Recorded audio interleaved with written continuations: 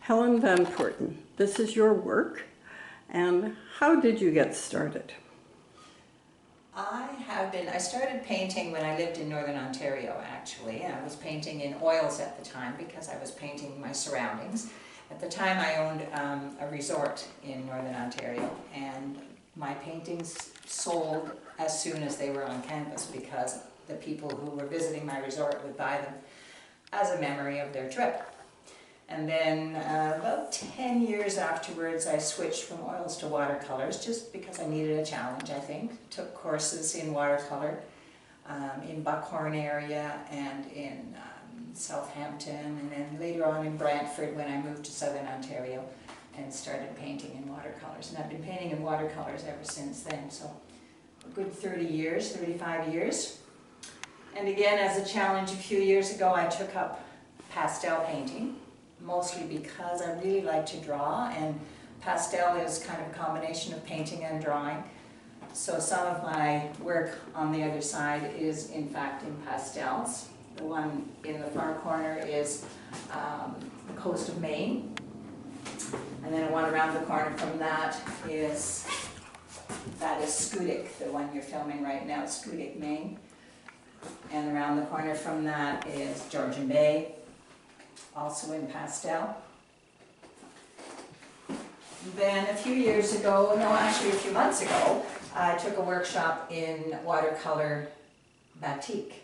So a lot of the work here is in fact watercolor batik, which is similar to batik on canvas or on fabric, but instead it's on rice paper. So you use a liquid hot wax as a resist, and the color comes from watercolor. So it's a combination of my watercolor plus hot wax. So these on this wall are batik. One class with Linda Virio? Two classes, actually. Two classes. Two classes with Linda Virio.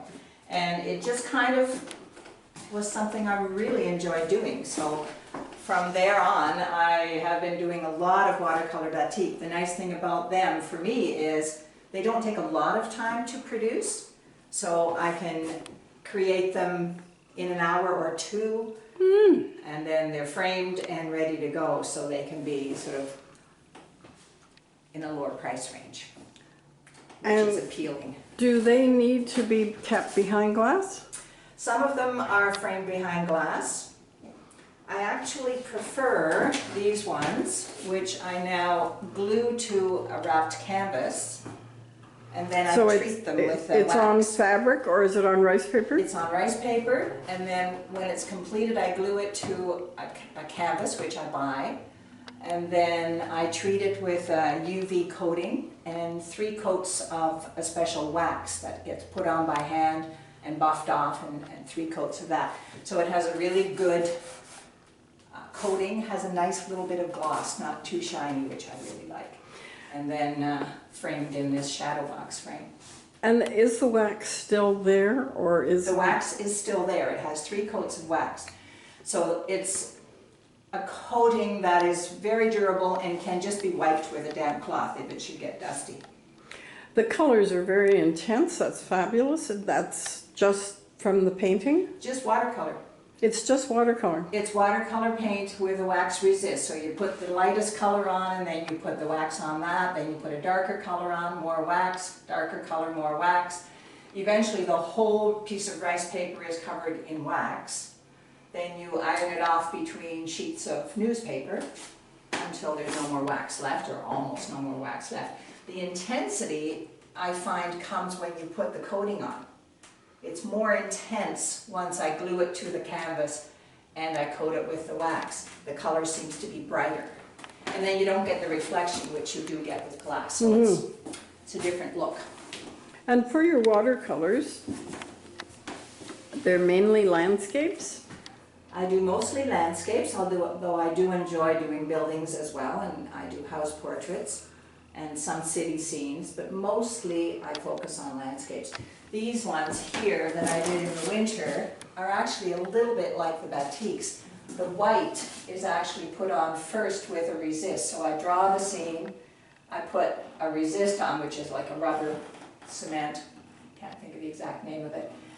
then I flow paint onto it. It's actually literally poured on, and then the page is rolled around, and that's how you get this really lovely blending. And then when I've completed all of that, all of the snow colors, in this case and in that case, I splatter on a lot more paint to get the tree effect. So this is actually, there's hardly any brushwork in this at all.